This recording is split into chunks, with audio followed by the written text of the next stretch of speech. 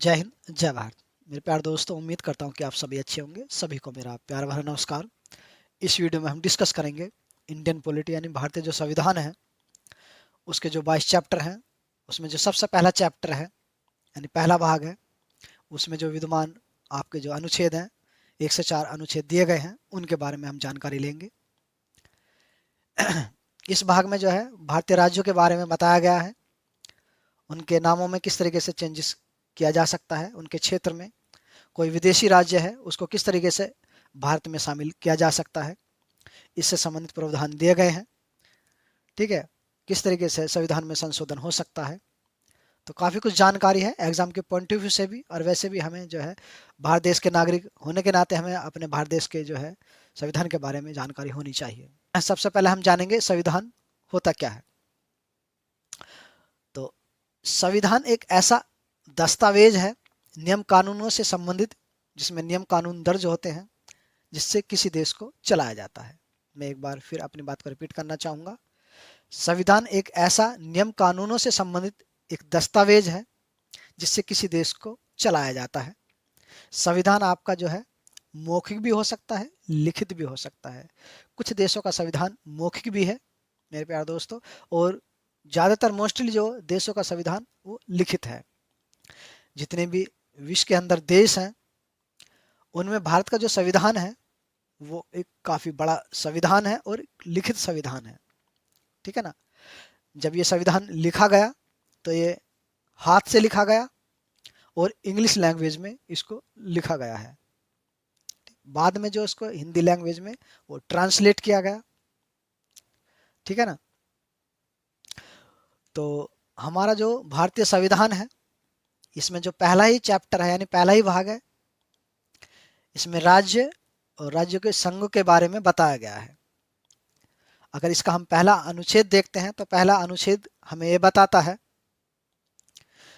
कि भारत का जो यानी भारत का जो निर्माण है, जो भारत एक हमारा जो देश है इसका निर्माण राज्यों से मिलकर होगा।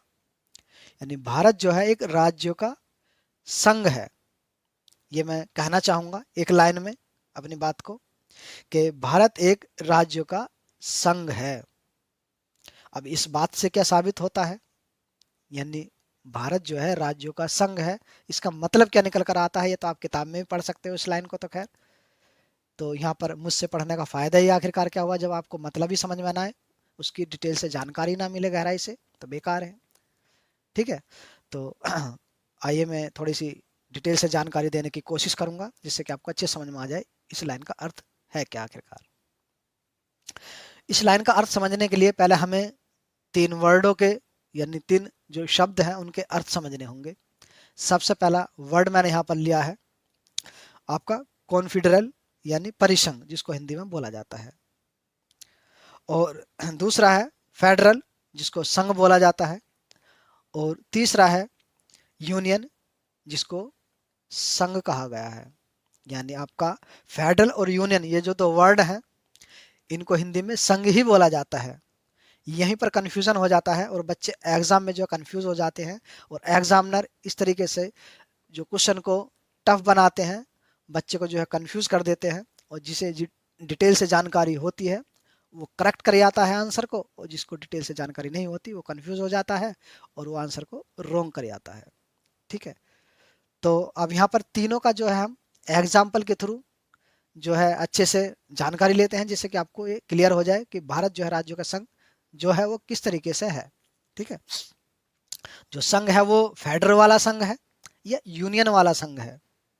यानी भारत देश में जो है यूनियन स्ट्रक्चर लागू है या फेडरल स्ट्रक्चर लागू है, क्योंकि फेडरल का मतलब भी संघ होता है, यूनियन का मतलब भी संघ होता है।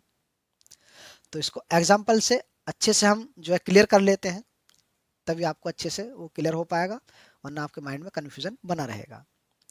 तो पहले हम कॉन्फेडरल के बारे में जान लेते हैं, यानी परिसंघ के बारे में। जैसे मैं किसी एक देश का एग्जाम्पल लेना चाहूँगा। कोई एक देश है, उस देश के अंदर जो है राज्य हैं, और राज्य जो है उस देश से जो एक समझौते के आधार पर, एक कॉन्ट्रैक्ट के आधार पर जो है वो कनेक्ट हैं, जुड़े हुए हैं।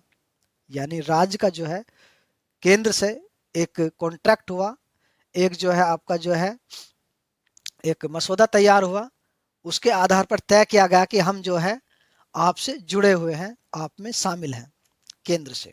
लेकिन किसी कारणवश इन फ्यूचर अगर कोई प्रॉब्लम हो जाती है तो हम आपसे अलग हो सकते हैं। ये पहले ही तय कर दिया जाता है, शक्तियों का जो बंटवारा वो हो जाता है। केंद्र के पास इस स्ट्रक्चर में कम शक्ति होती है और राज्यों के पास ज़्यादा शक्ति होती है। वो केंद्र से इन फ्यूचर जब चाहे अलग हो सकते हैं, अगर उनका जो है आगे कोई स्थिति ऐसी बिगड़ती है तो राज्य और केंद्रों के बीच में। यानी कुल मिलाकर अगर मैं एक लाइन में बॉटम लाइन अगर मैं कहना चाहूं तो फेडरल एक ऐसा स्ट्रक्चर है, यानी आप जो है राज्यों का एक ऐसा संघ है, एक तरीके से परिसंघ कहूंगा मैं, परिसंघ है कि जहां पर जो है राज्य जो है आसानी से केंद्र से वो अलग हो सकते हैं। ठीक है, अगर उनके बीच में कोई बात बिगड़ जाए, अपनी मर्जी से राज्य केंद्र से अलग हो सकता है। इस तरीके से शक्तियों का बंटवारा होता है आपका कॉन्फेडरल यानी परिसंघ के स्ट्रक्चर में, अगर किसी देश में ये चीज लागू है तो। क्लियर? ठीक। आइए अब दूसरा जानते हैं। जो दूसरे नंबर पर जो वर्ड है आपका फेडरल, यानी जिसका हिंदी में अर्थ है संघ। अगर फेडरल किसी देश में ये स्ट्रक्चर लागू है तो इसमें जो है राज्य को जो शक्ति दी जाती हैं वो भी ज्यादा होती हैं और केंद्र के पास कम होती हैं। लेकिन इसमें केंद्र को, जो मैंने अभी पहले बताया था आपको, जो है कॉन्फेडरल यानी परिसंघ, परिसंघ से कुछ जो है ज्यादा शक्तियां होती हैं केंद्र के पास में। यानी फेड आपका परिसंघ के में अगर परिसंघ किसी देश में लागू है तो उसमें केंद्र के पास में थोड़ी कम शक्तियां होंगी, राज्य आसानी से अलग से हो सकता है। लेकिन अगर आपका जो फेडरल स्ट्रक्चर लागू है तो केंद्र को जो है कॉन्फेडरल के मुकाबले केंद्र को इसमें ज्यादा शक्तियां होती हैं, लेकिन राज्य इसमें भी अलग हो सकता है केंद्र से। ठीक है, इन फ्यूचर अगर कोई बात बिगड़ जाती है तो राज्य चाहे तो वो आपके जो है केंद्र से वो अलग हो सकता है इसमें भी, यानी फेडरल स्ट्रक्चर में भी। ठीक, अब आइए जानते हैं यूनियन। अगर यूनियन स्ट्रक्चर क्या है तो यूनियन में भी यही कहा गया है कि जो है एक देश का जो निर्माण वो राज्य से मिलकर होगा। ठीक है, वो संघ कहलाएगा ये स्ट्रक्चर। लेकिन ये एक ऐसा संघ कहलाएगा जिसको इंग्लिश में यूनियन वर्ड दिया गया है, यूनियन। ठीक है, तो इसमें ऐसा स्ट्रक्चर है कि इसमें जो है सारी ताकत यानी किसी राज्य को अलग करने की वो केंद्र के पास में होती है। केंद्र की बिना मर्जी के कोई भी राज्य वो अलग नहीं हो सकता। यानी कोई ऐसा देश है जिसमें यूनियन यानी संघ हिंदी में बोले तो वो स्ट्रक्चर लागू है यूनियन का, तो उसमें राज्य चाहे तो वो केंद्र से अलग नहीं हो सकता जब तक केंद्र ना चाहे। ठीक है, केंद्र के पास ज्यादा ताकत होती है, राज्य को कम ताकत दी जाती है अलग होने के मुकाबले में, यानी अलग नहीं हो सकता। मैंने अपनी बात को कई बार रिपीट किया है जिससे कि आपको अच्छे से क्लियर हो जाए, समझ में आ गया। तो इसमें सबसे मजबूत जो है आपकी केंद्र की सत्ता वो यूनियन के ही जो स्ट्रक्चर में होती है। यानी अगर किसी देश में यूनियन का स्ट्रक्चर लागू है तो केंद्र के पास में सबसे ज्यादा ताकत होती है राज्यों के मुकाबले। राज्य जो है अपनी मर्जी से अलग नहीं हो सकते। क्लियर है ना आपको मेरे प्यारे दोस्तों? ठीक, तो अब आप अच्छे से समझ गए होंगे कि हमारा जो भारत देश है ये एक राज्यों का संघ है, और संघ भी कैसा, फेडरल वाला नहीं, ध्यान रखना, यूनियन वाला संघ। यहां पर कोई भी राज्य केंद्र के बिना मर्जी के अलग नहीं हो सकता, अपना राज्य अलग नहीं बना सकता जब तक केंद्र ना चाहे।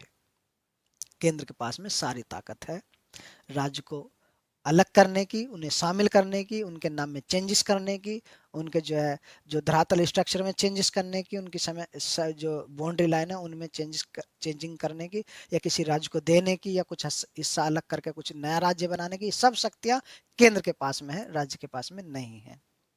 अब आपको अच्छे से मालूम हो गया होगा कि जो है भारत जो है राज्यों का संघ है, और ऐसा संघ है कि यूनियन, यहाँ पर ये वर्ड ध्यान रखना, यूनियन। कैसा संघ है? यूनियन संघ है, ठीक है ना। अब आइए थोड़ा सा आगे बढ़ते हैं, ये आपको पॉइंट्स क्लियर हो गया होगा। बेशक आपको थोड़ा सा ये वीडियो लॉन्ग लगे, लेकिन जब डिटेल से कोई जानकारी दी जाती है मेरे प्यारे दोस्तों, आपको मालूम ही है उसमें टाइम लग ही जाता है समझाने में, ठीक है ना। समझ में आ गया तो आपका जो है वक्त लगाया हुआ, टाइम लगा हुआ, वो समझिए वसूल हो गया। आइए थोड़ा सा आगे बढ़ते हैं। जो बच्चे यहाँ तक रुके हुए हैं तो समझो कि वो पढ़ने के मकसद से ही रुके हुए हैं, वरना कितने बच्चों ने जो है शुरू में देख के वो स्किप कर दिया होगा वीडियो को, दूसरी वीडियो पर लग गए होंगे। खैर, दूसरा पॉइंट समझते हैं मेरे प्यारे दोस्त, कि राज्य को जो पहली अनुसूची में रखा गया है, यानी इससे ये बात सिद्ध होती है कि हमारे देश में जो भी राज्य हैं उनके जो नाम है, हमारे देश का जो संविधान है उसमें एक अलग से जो है टॉपिक है, उसमें सूचियां दी गई हैं। पहली जो सूची है, ठीक है, जो पहली अनुसूची है, अनुसूची वर्ड आता है आपका, पहली जो अनुसूची है तकरीबन 11 का अनुसूची के आसपास है, तो जो पहली अनुसूची है उस पहली अनुसूची में राज्यों के नाम दिए गए हैं कि कौन कौन से राज्य हमारे भारत देश में वो शामिल हैं, उनके क्या नाम है, ठीक। और तीसरे नंबर पर पॉइंट्स है आपका जो है अनुच्छेद पहले में ही, 3 प्रकार के क्षेत्र हमारे देश में होंगे।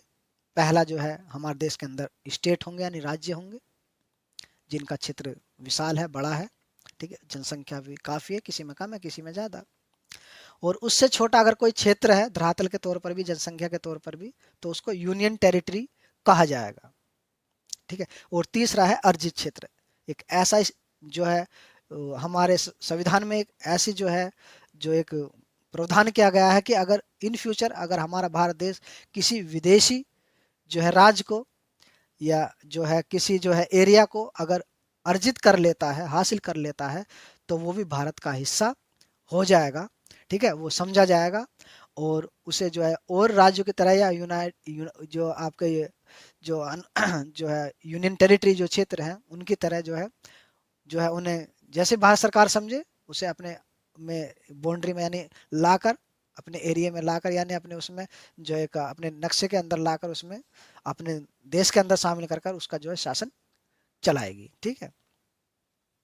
तो यहाँ पर अब अगर मैं फिलहाल अब करंट की बात करूँ तो हमारे देश के अंदर जो है वो 28 राज्य हैं, 8 केंद्र शासित प्रदेश हैं, यूनियन टेरिटरी यानी, और अर्जित क्षेत्र फिलहाल अभी कोई अर्जित क्षेत्र ऐसा है नहीं जिसे अर्जित किया हो अभी करंट में। तो ये यहाँ पर अनुच्छेद पहला जो है क्लियर होता है, आई होप, यानी मैं उम्मीद करता हूँ कि आपको अच्छे समझ में आ गया होगा पहला अनुच्छेद, ठीक है। आइए अब जानते हैं मेरे प्यारे दोस्तों दूसरा अनुच्छेद, उसमें जो क्या कहा गया है।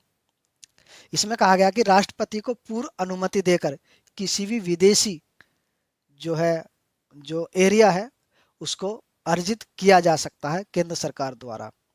अगर केंद्र सरकार को लगता है कि वो किसी जो है विदेशी एरिया को या विदेशी राज्य को वो अर्जित करना चाहती है, ठीक है, ऐसा मौका मिलता है तो वो अर्जित कर सकती है राष्ट्रपति को पहले ही अनुमति इस बारे में देकर। और राष्ट्रपति इसके बारे में ज़्यादातर मोस्टली अनुमति दे सकता है और दे ही देगा। अपने देश में शामिल हो रहा है भाई, होने जा रहा है अपने देश का जो है एक जो है साम्राज्य जो एक तरीके से बढ़ेगा, उसका एरिया बढ़ेगा, समझ रहे हो ना आप। तो अगर किसी वजह से वो मना करना चाहे तो राज्य के पास में यानी भारत देश के सरकार के पास में जो है यानी आपके जो है उसमें जो है संसद के अंदर ऐसा प्रावधान है कि महाभियोग लगाकर जो है राष्ट्रपति को जो है हटाया जा सकता है।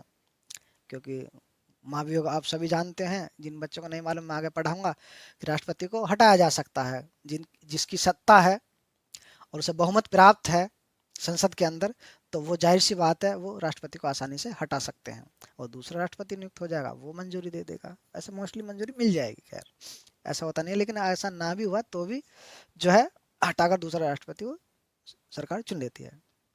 तो ऐसा सबसे पहली बार जो हुआ, यानी जो इसका जो एग्जाम्पल हमें देखने के लिए मिलता है हमारे देश के अंदर, वो सबसे पहला एग्जाम्पल देखने के लिए मिला जो विदेशी राज्य हमने अपने भारत देश के अंदर सम्मिलित किया, वो सन 74 में जब 35वां संविधान संशोधन किया, जो ये दूसरा अनुच्छेद है इसमें 2A ऐड किया गया, ठीक है, एक खंड यानी ए जोड़ा गया, वो था आपका सिक्किम। जो राज्य हम देखते हैं हमारे भारत देश में, ये जो है हमारा राज्य नहीं था, ये जो है हमने जो है इसको जो है अपने अंदर जो है यानी अपनी बाउंड्री के अंदर इसको लिया, इसे सुरक्षा दी। इस पे जो है विदेशी हमले हुए, तो जब विदेशी हमले हुए तो इसने जो है भारत देश में शामिल होने के लिए अपनी सहमति वो दर्ज की, यानी सहमति जताई। तो भारत देश ने सबसे पहले इसमें इसे जो है 35वां संविधान संशोधन करके अनुच्छेद जो 2 है, तो 2 के ए यानी ए खंड एक आपका जोड़ दिया और उसमें इसे जो सह कहेंगे, सह राज्य का दर्जा दिया। यानी एक ऐसा इसको जो है अपनी संरक्षण में ले लिया, अपनी सुरक्षा में ले लिया, जिससे कि कोई विदेशी ताकत इस पे आक्रमण ना करे, हमला ना करे। ठीक है, अपनी सुरक्षा में इसको एक तरीके से ले लिया। इसने सहमति दर्ज की भारत देश में शामिल होने की तब। और आगे चलकर फिर जो है 36वां संविधान संशोधन किया गया सन 75 में। और सन 75 में इसे पूर्ण तरीके से जो जैसे और भारत देश के जो राज्य है ना, उन्हीं की तरह इसे भी जो है वो दर्जा दे दिया गया। ठीक है, उसी तरीके से इसके भी नियम कानून वो लागू हो गए सन 75 से। तो ये एग्जाम्पल सबसे पहला देखने के लिए मिला सिक्किम के रूप में, जो मैंने आपको अभी बताया। ठीक है, जो अनुच्छेद 2 में इसके बारे में बताया गया है, यानी किसी भी विदेशी राज्य को या क्षेत्र को हम जो है अर्जित कर सकते हैं, शामिल कर सकते हैं। हमारे देश के अंदर जो संविधान है मौजूद है उसमें ये प्रावधान किया गया है, साफ साफ लिखा गया है। ठीक है ना। अब आइए जानते हैं अनुच्छेद 3 के बारे में। अनुच्छेद जो 3 है ये कहता है कि जो हमारे भारत देश के अंदर जो राज्य हैं उनमें जो है सरकार, जो हमारे भारत देश की सरकार है, ठीक है, यानी संसद, वो जो है उनके नामों में, उनके क्षेत्र में चेंजेस कर सकती है राष्ट्रपति को पूर्व अनुमति देकर। यानी राष्ट्रपति को पहले अनुमति दे देगी इसके बारे में कि हम ऐसा करने जा रहे हैं, किसी राज्य का जो नाम चेंज करने जा रहे हैं, या उसके क्षेत्र में जो परिवर्तन करने जा रहे हैं, या किसी राज्य का कुछ हिस्सा अलग कर अलग राज्य बनाने के लिए जा रहे हैं, बनाना चाहते हैं, या किसी दूसरे राज्य में जो है इसका कुछ हिस्सा उस राज्य में ऐड करना चाहते हैं, जोड़ना चाहते हैं, या उस राज्य का हिस्सा जो इस राज्य में हम जो है कुछ जोड़ना चाहते हैं। तो इस तरीके के फेरबदल, चेंजिंग जो है जो संसद वो कर सकती है। ठीक है, राष्ट्रपति को पूर्व अनुमति देकर, इसमें ये कहा गया है। और अनुच्छेद 4 में कहा गया है कि जो ये अनुच्छेद 2 और आपका 3 है, इसमें जो चेंजिंग है, जो ये फेरबदल का जो स्ट्रक्चर बताया गया कि विदेशी राज्य को अपने जो उसमें शामिल कर लेना अपने देश में, या जो हमारे देश के जो राज्य हैं उसमें चेंजिंग कर देना नाम में या उनके जो स्ट्रक्चर वगैरह में, जो उनके जो है जो अलग राज्य का दर्जा दे देना, इस तरीके से ये सभी चीज़ें जो है ये अनुच्छेद 4 में बताया गया है कि इसे जो है जो संसद है वो साधारण बहुमत से इसको जो है वो पारित करेगी, तब कर सकती है। ध्यान रखना, ये नहीं कि अपने ऐसे ये जो है जो राज्यों का जो है वो दूसरे राज्यों का जो हमारे देश में वो विलय हो जाएगा, या हमारे देश में शामिल हो जाएंगे, या हमारे देश में जो राज्य हैं उनमें जो ऐसे नाम चेंज हो जाएगा या अलग राज्य ऐसे बन जाएगा। नहीं, जब हमारी संसद, अनुच्छेद 4 कहता है कि जब हमारी देश की संसद साधारण बहुमत से इस प्रस्ताव को पारित कर देगी तब। असाधारण बहुमत मानो यानी आपका 550 कुल सीटें हैं, तो उसका तकरीबन आपका 273 अगर जो है वो जो आपके यानी 200 जो आपके सदस्य हैं, ठीक है, वो अगर सहमत हैं किसी स्टेट को शामिल करने के लिए, या उस कोई और स्टेट है जो हमारे भारत देश के अंदर है, हमारे भारत देश का हिस्सा, उसके नाम में चेंजेस वगैरह करने के लिए या उसे अलग राज्य का दर्जा देने के लिए, अगर वो हो जाएगा, अगर 50% बहुमत संसद के अंदर है इस चीज को लेकर, तो ये अनुच्छेद 4 में कहा गया है। आई होप, मैं उम्मीद करता हूँ कि आपको ये अनुच्छेद 4 भी आपको अच्छे समझ में आ गया होगा। ठीक है, और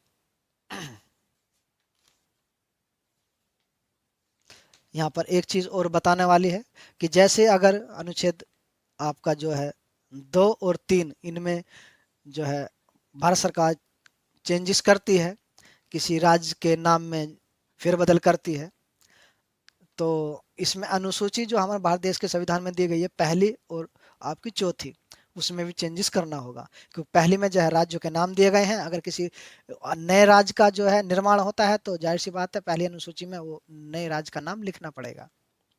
ठीक है। और अगर कोई राज्य है हमारे भारत देश के अंदर और उस राज्य का जो है जो कुछ जो है बाउंड्री बढ़ा दी जाती है, उस राज्य को जो बड़ा कर दिया जाता है, कुछ दूसरा जो राज्य ऐड कर कर, या उस राज्य में से कोई दूसरा राज्य जो है अलग करके बना दिया जाता है, तो जाहिर सी बात है उसके जो पहले जो उस राज्य के जो सांसद थे, सांसद की जो सीट थी, 3 सांसद थे उस राज्य से, संसद संसद के लिए, या 2 सांसद की सीट थी या 4 सांसद की सीट थी, जितनी भी थी वो फिर कम हो जाएंगी जब 2 हिस्सों में बट गया वो।